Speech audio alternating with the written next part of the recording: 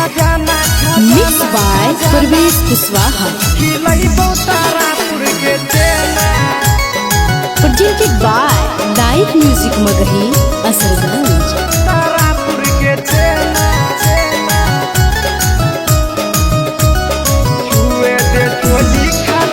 अगे गरमी से छुओ पसीना तया पे डोलाई देबो बेना।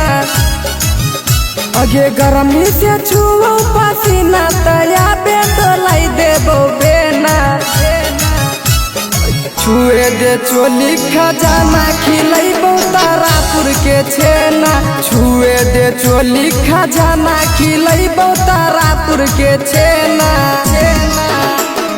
गरमी से छुओ पसीना तया पे डोलाई देबो बेना।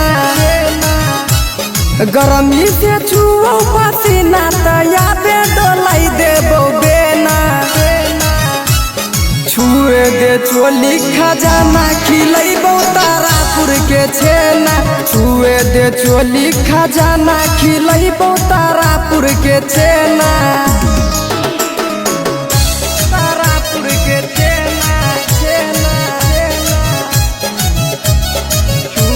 चोली खजाना खजाना खजाना खिलैबो तारापुर के छेना।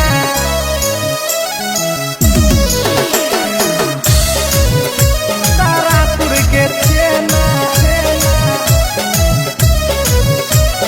छुए दे चोली खजाना खिलैबो। अगे चले न साथे छौड़ी मुंगेर जिला देबो कि नहीं ताला 12 फुट पीला। चले न साथे छौड़ी मुंगेर जिला देबो कि नहीं ताला 12 फुट पीला। 12 फुट पीला झाझा में देखैबो सिनेमा तो आके गिधर में मिले ना। झाझा में देखैबो सिनेमा तो आके सुनो में मिले ना। अगे छुए दे चोली खजाना खिलैबो तारापुर के छेना। छुए दे चोली खजाना खिलैबो तारापुर के छेना। तारापुर के छेना छुए दे चोली खजाना खजाना खजाना खिलैबो तारापुर के छेना।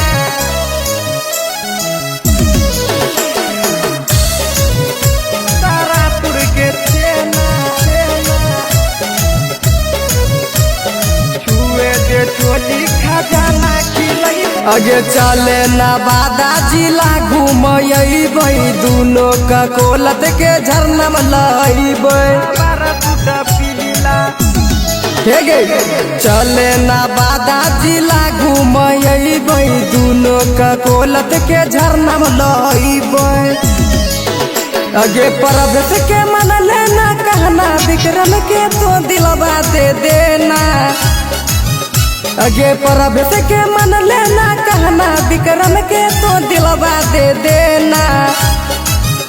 अगे छुए दे चोली खजाना खिलैबो तारापुर के छेना। छुए दे चोली खजाना खिलैबो तारापुर के छेना।